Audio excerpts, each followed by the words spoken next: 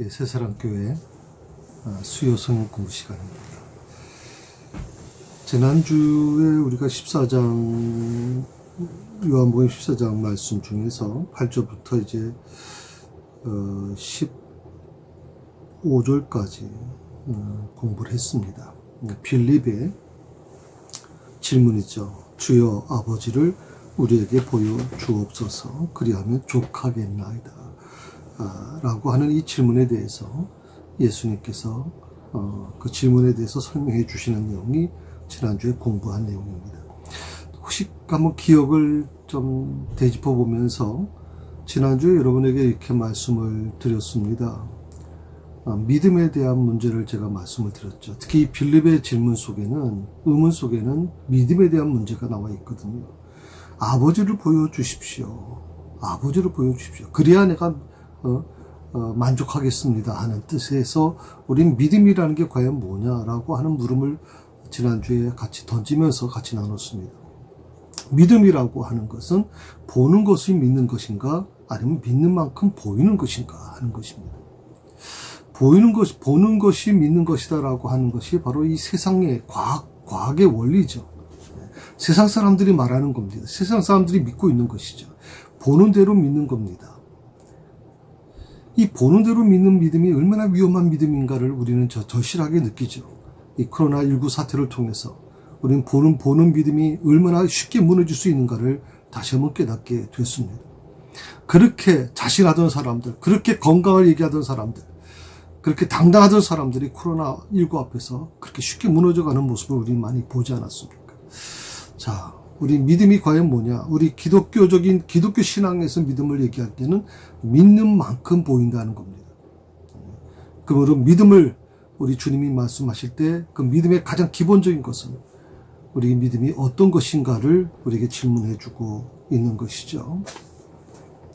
오늘은 특별히 요한복음 14장 16절부터 21절까지 말씀을 좀 나누고 싶습니다. 물론 빌립의 이 질문에 대해서, 이 믿음에 대한 문제에 대해서 예수님께서 부연 설명하고 계시지만 16절부터는 조금 다른 개념입니다. 특히 보혜사라고 하는, 또 다른 보혜사라고 하는 표현을 쓰고 있거든요. 한번 말씀을 같이 읽어볼까요?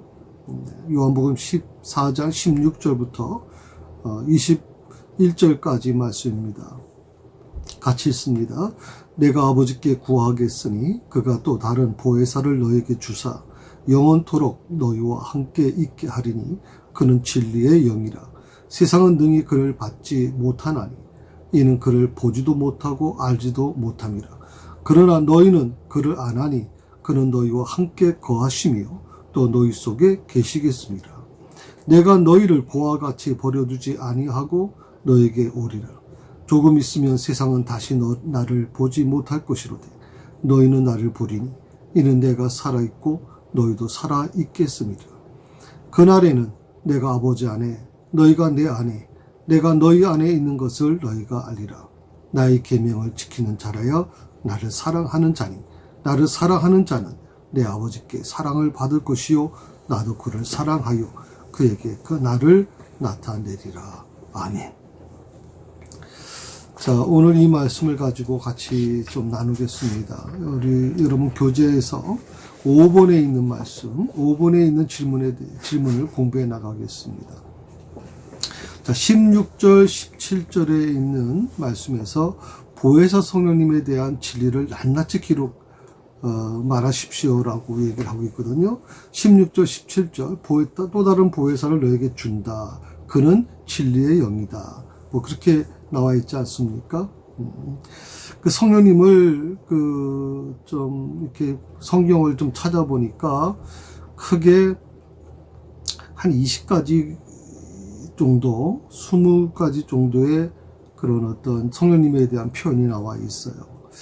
우리가 이 성령님이라고 얘기할 때 항상 신약적인 개념으로 이해하시는 분이 있어요. 신약에서만 나타나는 분이라고 얘기하는 분이 계세요. 그러나 구약에서도 이 성령님에 대한 부분이 많이 나타나 있습니다. 그래서 창세기 1장 2절에 보면 하나님의 신이 운행했다라고 얘기하잖아요. 하나님의 신.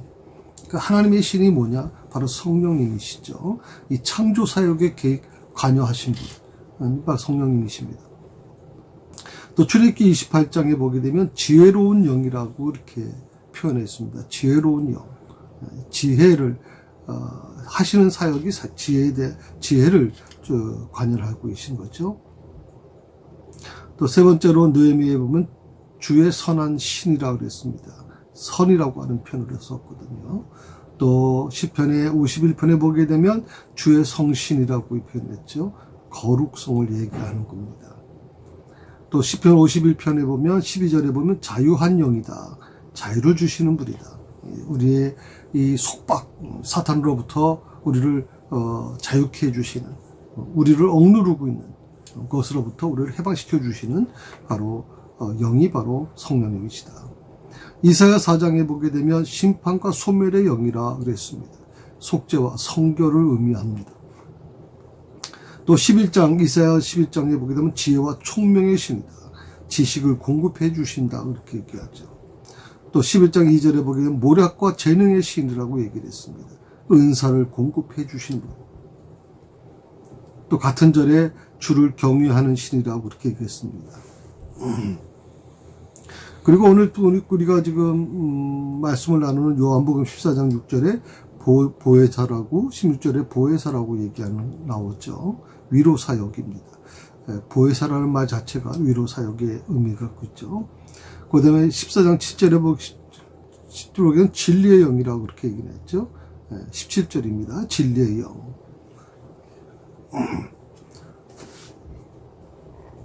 그리고 로마서 1장 4절에 보게 되면 성결의 영이라고 보통 표현하고 있습니다. 성결 사역이라고 얘기하죠. 로마서 8장 2절에 생명의 성령, 생명을 공급해 주신다는 것이죠. 로마서 8장에 양자의 영이다. 양자를 입양시키는 것.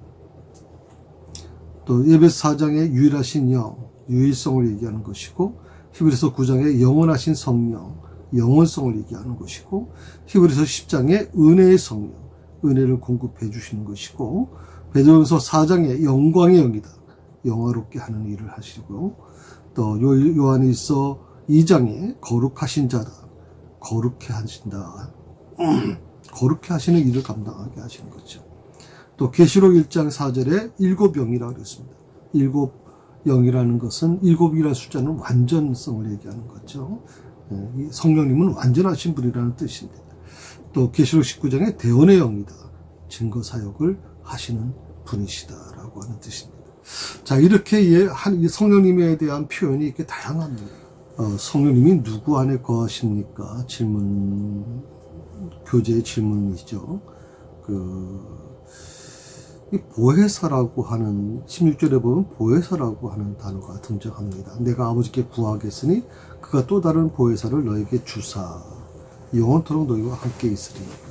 이 보혜사라고 하는 말은 헬라어 파라클레토스라고 하는 단어를 이제 쓰는데, 재밌는 것은 이 보혜사라고 하는 단어는 성경 전체에서 오직 요한복음, 요한이 있어도 마찬가지겠죠. 요한의 저서에만 나오는 아주 독특한 용어입니다. 이 용어는 한 두 가지 의미가 있는데요. 첫 번째는 주님과 성도의 관계를 표현해주고 있고요. 두 번째로 성령과 성도의 관계에 대한 가르침을 함축하는 용어로 사용되는 것을 보게 됩니다.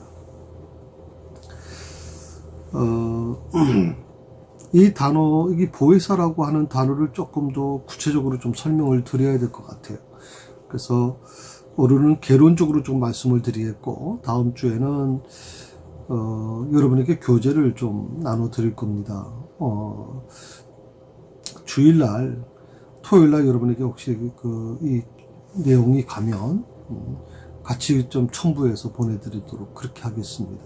이 교재가 왜 중요하냐면, 이 보혜사에 대한, 성령님에 대한 잘못 이해가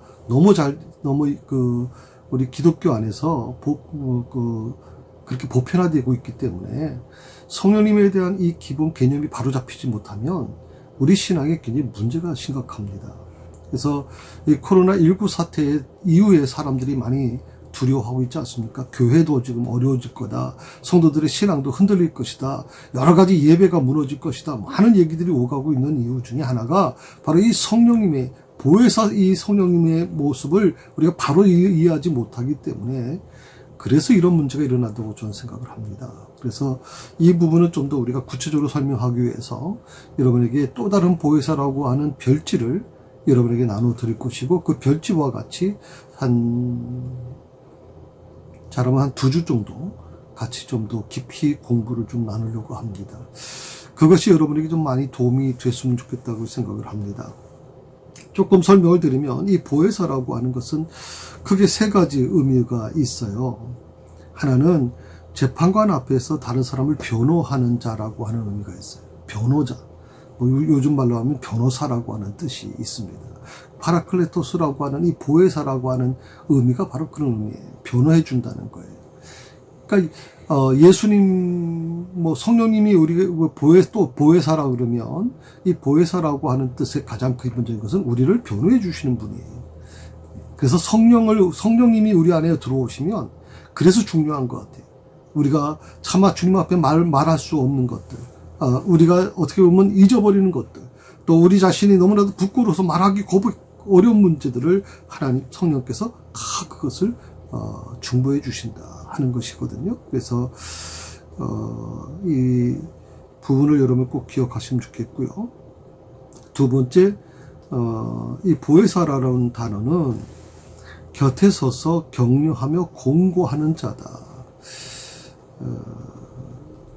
우리를 격려해 주는 분이라는 거죠. 우리가 낙심하고 좌절하고 또 절망 가운데 있을 때 괜찮아, 백 목사야 괜찮아, 내가 너와 함께 할게, 두려워하지 마라고 하는, 계속 격려해 주신단 말이죠. 우리가 갑자기 어떤 감당할 수 없는 질병을 만나거나 또 감당할 수 없는 시련을 만났을 때 그때 우리는 좌절하고 절망할 수밖에 없죠. 그때 성령께서 우리의 마음을 위로해 주시는 거예요. 격려해 주시는 거예요. 그래서 바로 2번째가 바로 그런 의미가 있습니다. 3번째는 이 보혜사라고 하는 단어는 그 중재자라는 의미가 있어요. 다른 사람을 대신해서 탄원을 올리는 중재자다. 조금 전에도 중보자라고 제가 말씀드렸는데 바로 그런 의미입니다. 그래서 나의 기도를 대신 하나님께 올려드리는 거죠. 우리 자신의 마음을 그대로 하나님께 전달하기가 쉬운 게 아니에요. 왜? 우리 안에 있는 우리 심령이 내 입술에서 그대로 고백되어지기가 쉽지 않은 부분이 있거든요. 그것을 대신해서 우리에게 올려주시는 분이 바로 성령님이시다, 보혜사다, 중재자다 하는 뜻이 있어요. 이 3가지로 여러분 기억하셔야 돼요. 보혜사라는 의미는 2가지 큰 뜻으로는 주님과 성도와의 관계, 성령과 성도의 관계에 대한 가르침을 함축하는 용어고, 그리고 이 단어에 3가지 의미가 있는데, 재판관 앞에서 다른 사람을 변호하는 자고, 2번째로 곁에 서서 격려하며 공고하는 자고, 3번째로 다른 사람을 대신해서 탄원을 올리는 중재자라는 의미가 있다. 이 3가지는 꼭 여러분 기억하셔야 됩니다. 그래서 성령님이 하시는 일이 뭔지 우리가 꼭 그 부분을 기억했으면 좋겠습니다. 자, 보혜사이신 그리스도, 일반적으로 우리가 보혜사라고 하면 보통 성령님만을 생각하기 쉽습니다. 그런데 오늘 16절에 보게 되면 이런 게 있죠. 그가 또 다른 보혜사를 너에게 주사. 좀 특이한 표현이죠. 또 다른 보혜사를 준다. 그럼 보혜사가 또 있냐 하는 것인데, 그렇습니다. 보혜사는, 우리가 보혜사라고 하는 이 이름을 그 성령님하고만 계속 밀접시키다 보니까 보혜사의 의미가 뭔지 잘 모른단 말이죠. 그런데 예수님께서 또 다른 보혜사를 너에게 준다라고 하는 것은 보혜사가 또 있다는 뜻이거든요. 그 보혜사가 누구냐 하는 것입니다. 그래서 바로 이 부분을 우리가 좀 찾아볼 필요가 있다고 생각을 합니다. 원래 오늘 지금 이 말씀은 전체적으로 예수님이 이제 십자가에 달리시기 전날 밤 제자들과 다락방에서 가진 마지막 시간, 최후의 만찬이죠. 그 최후의 만찬 시간에 주님이 하신 말씀입니다. 그 중에 가장 중요한 주제가 바로 이 말씀이죠. 보혜사 성령님에 관한 가르침인데, 주님은 이 다락방 말씀에서 모두 5번에 걸쳐서 보혜사 성령님에 대해서 말씀하고 있습니다. 보통 보혜사라고 할 때, 조금 전에도 말씀드렸지만 여러 가지 의미가 이제 사용되게 됩니다. 대표적인 거 보면 보혜사라고 하는 걸 여러분 잘 아신 것처럼 한자죠. 그래서 우선 보라고 하는 것은 한자의 보는 지키고 평안하게 하고 돕는다는 의미가 있는 뜻입니다.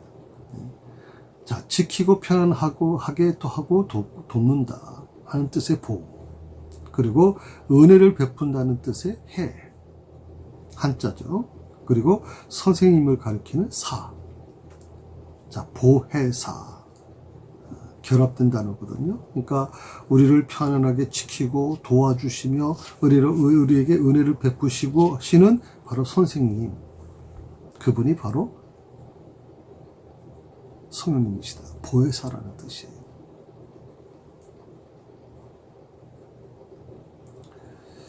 사실 어떻게 보면 보혜사라는 단어는 어느 한 단어로 설명할 수 있는 부분은 아닌 것 같고, 여러 가지 의미가 포함되어 있는 아주 굉장히 풍성한 단어라고 생각을 하고 있거든요. 그래서 영어 성경에 보게 되면 여러 단어로 번역을 한 것을 보게 돼요. 그래서 ESV라고 하는 건 헬퍼라고 표현을 했고요. KJV라고 하는 성경에는 컴포터라고 하는 표현을 썼고, 위로자라고 하는 표현이죠. 또 그리고 변호해주는 사람, 또 카운셀러라고 해서 상담, NIV 같은 경우는 상담이라고 또 표현을 했거든요. 어떻게 보면 영어에서 말하는 변호사, 변호자, 중재자, 위로하는 사람이라고 하는 단어는 바로 이 헬라어 파라클레토스라고 하는 말을 그대로 따온 말이거든요.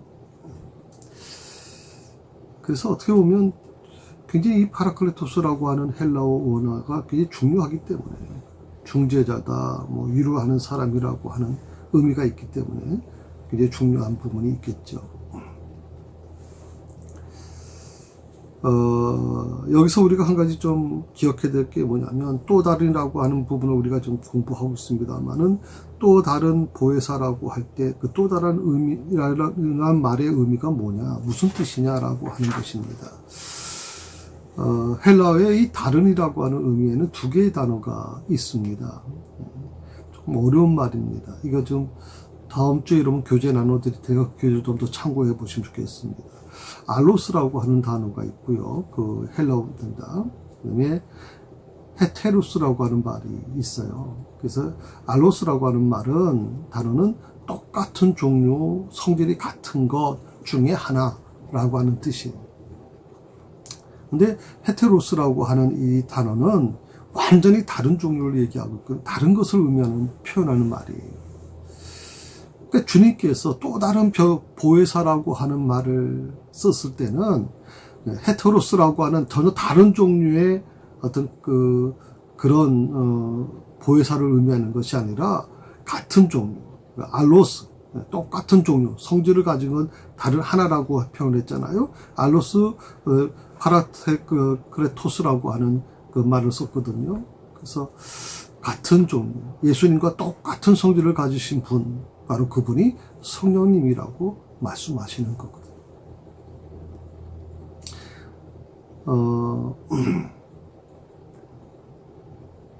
성령님의 또 다른 이름이 보혜사라고, 이 사실은 너무나도 많은 사람들이 알고 있어요. 그런데 사실 이 보혜사는 조금 전에도 말씀드렸지만 한 분이 아니에요. 성령님만 의미하는 게 아니라 바로 2분을 의미해요. 원래 보혜사가 누구냐? 바로 예수님입니다. 그리고 또 다른 보혜사가 바로 성령님입니다. 2분이 다 보혜사인 것이죠. 그래서 예수님은 또 다른 보혜사를 너에게 준다라고 하는 표현을 쓰고 계시는 겁니다.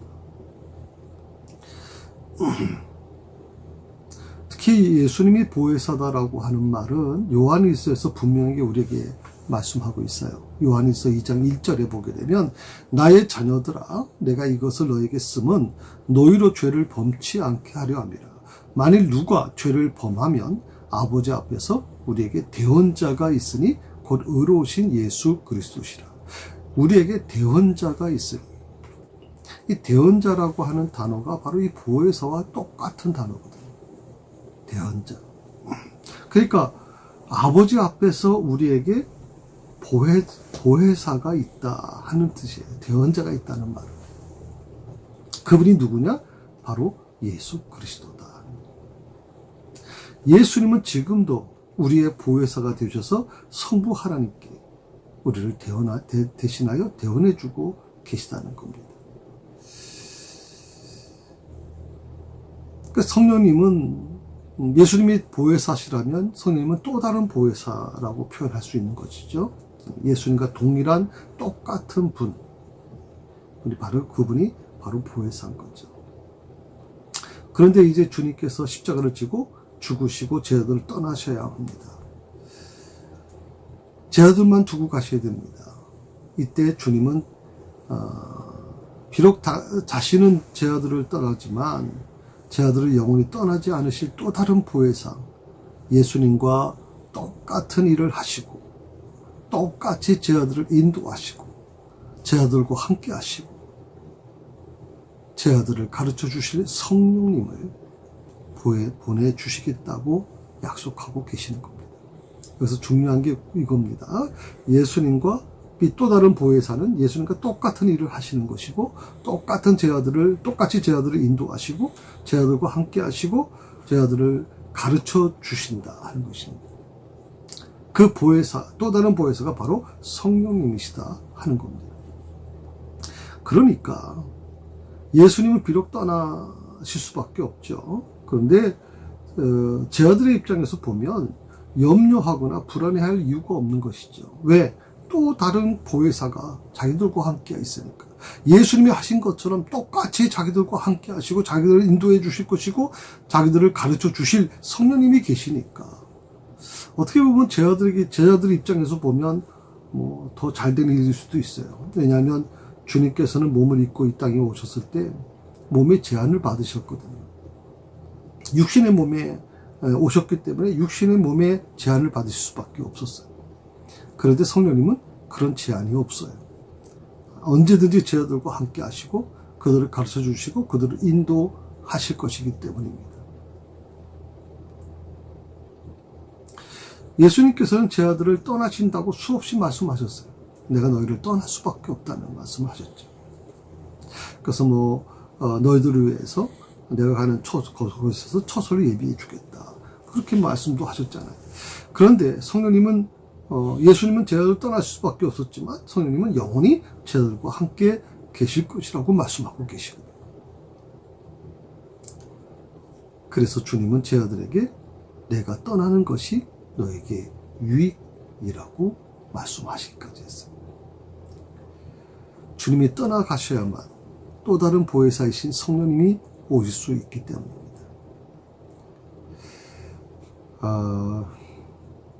자, 좀 성령님에 대한 이해가 조금 되셨나요? 우리가 이 성령님을 조금 더 이제 다음 시간에는 좀 더 이 부분을 구체적으로 제가 성령님이 어떤 역할을 하시는 분인지 17절 말씀을 가지고 좀 더 설명을 드리겠습니다만은, 아무튼 이 말씀을 여러분 꼭 기억하셔야 됩니다. 성령님은 항상 우리와 함께 하시는데 그분은 예수님이 하셨던 모든 일을 하시는 분입니다. 예수님께서도 바로 그 말씀을 하신 것이고요. 나와 또 다른 보혜사를 너에게 보내준다고 말씀하셨거든요. 그렇기 때문에 우리가 이 부분을 꼭 기억하시고, 그리고 성령님의 하시는 일이 뭔지, 그리고 그분이 내 안에서 어떤 역할을 하시는지를 좀 깊이 좀 생각해 봤으면 좋겠어요. 특별히 많은 우리 한국교회 성도들이 성령 해방죄라고 하는 아주 무서운 죄죠. 이 부분을 사실 쉽게 저지를 수 있는 것 중에 하나가 성령님을 인격적이신 분이 아니라 능력으로만 이해하고 있다는 겁니다. 능력으로만. 저는 그래서 이게 굉장히 무서운 일이라고 생각을 하거든요. 물론 목회자들 안에서도 목사님들 안에서도 이것이 많이 이루어지고 있다고 저는 생각을 해요. 뭐 저도 마찬가지겠지만, 그래서 성령님을 진정으로 또 다른 보혜사로 인정하고 나가는 것, 그것이 우리 신앙의 믿음의 가장 기본이 되어야 되지 않겠는가 하는 것입니다. 자, 오늘 교재에 있는 부분을 조금 더 설명해 드리고 마무리하도록 하겠습니다.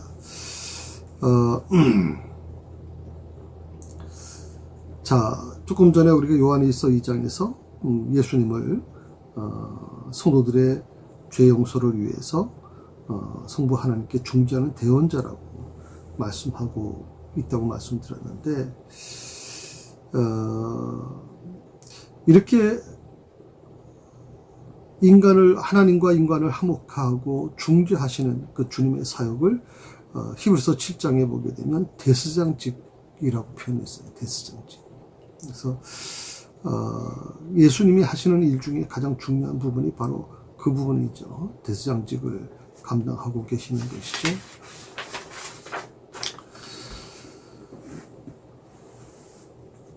자, 삼위 성령 하나님도 제2성자 예수 그리스도와 동일한 보혜사다, 그렇게 말씀드리고 있습니다. 그런데 보혜사 성령님의 사역은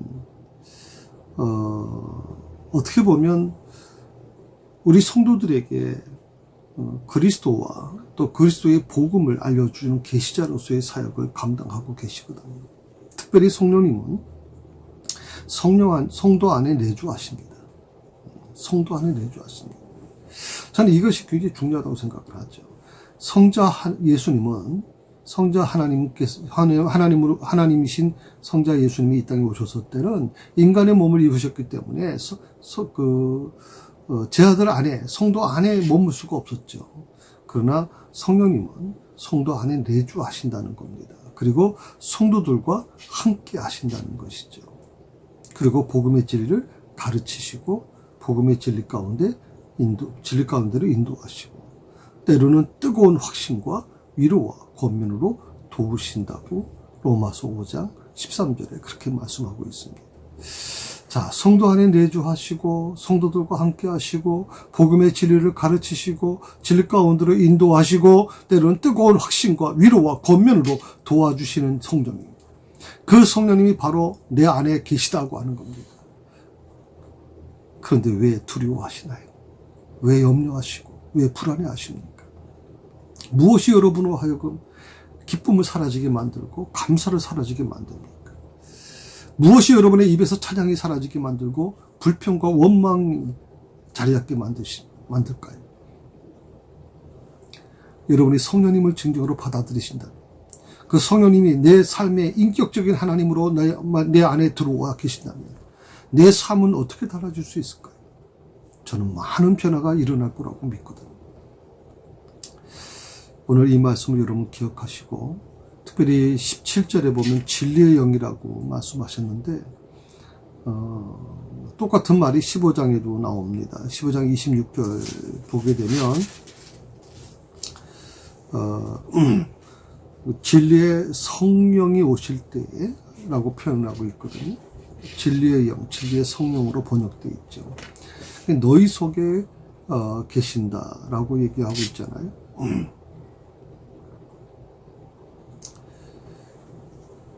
그것은 성령께서 제 아들의 삶과 사역을 주도하신다는 겁니다. 성령께서 우리 안에 계신다.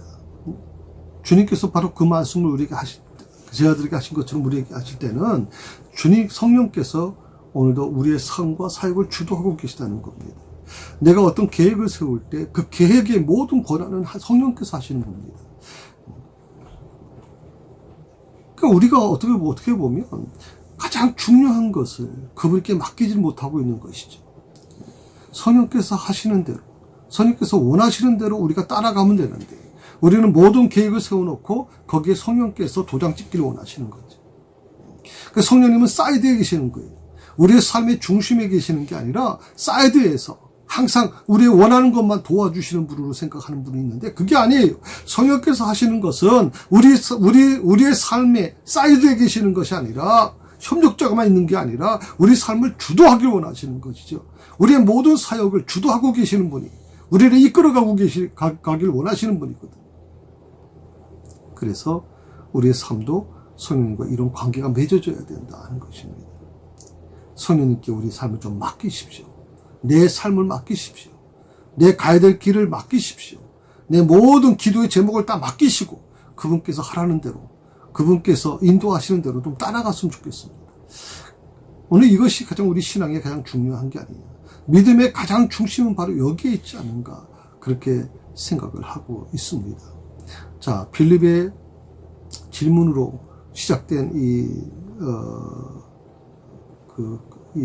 예수님의 그 답변이신데, 다시 말씀 정리합니다. 빌립이 주여 아버지를 우리에게 보여주시옵소서, 그리하면 족하겠나이다 라고 하는 이제 물음을 던지죠. 그때 예수님께서 빌립아, 내가 이렇게 오래 너희와 함께 있으되 내가 나를 알지 못하느냐?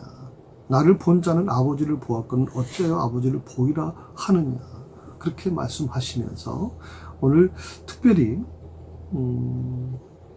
예수님은 이제 바로 그 9절부터 해서 15절까지 계속 14절까지 말씀을 하셨죠. 자신이 누군지를 설명하셨습니다. 나를 본 자가 곧 아버지를 본 자고, 내 안에 바로 그 아버지가 계시고 내가 아버지 안에 계신다 라고 하는 표현을 쓰시지 않습니까? 예수님은 자기를 많이 표현을 하셨어요. 근데 그 다음에 설명하는 게 갑자기 성령님에 대한 설명이었거든요. 그리고 제 아들한테 나는 어차피 너희를 떠날 수밖에 없다. 그러나 나 대신에 또 다른 그 보혜사가 올 것이다. 그 보혜사가 나처럼 너희를 가르치고 인도하고 너희와 함께하고 너희를 위로하고 그렇게 하실 것이다 라고 말씀하고 계시는 거예요. 아마 제 아들이 큰 위로가 전 됐을 거라고 생각합니다. 예수님이 떠나면 그 떠난 자리가 굉장히 크게 느껴질 것이고 그들은 얼마나 불안했겠습니까? 그런데 또 다른 보혜사가 오신다 하는 그 사실이 얼마나 그들에게 위로가 되고 큰 기쁨이 됐을까요? 오늘 주님은 오늘도 우리에게 똑같이 말씀하고 계십니다. 또 다른 보혜사를 너에게 보내주었다. 그 보혜사가 너희 안에서 너희를 인도할 것이고 너를 지켜줄 것이고 너에게 가르쳐줄 것이고 너의 삶을 주관할 것이다. 그 보혜사에게, 또 다른 보혜사에게 너의 삶을 맡겨라. 그분이 바로 성령 하나님이시다. 오늘 이 시간 성령 하나님을 여러분 자신의 믿음으로 받아들이십시오. 그 성령 하나님이 여러분을 주관하게 하시고 여러분의 마음속에 그 어떤 세상의 것도 불안과 염려로 여러분 마음을 지배하지 못하도록 성령 하나님께 맡기십시오. 그분께서 더 좋은 곳으로 우리를 이끌어 가실 것입니다.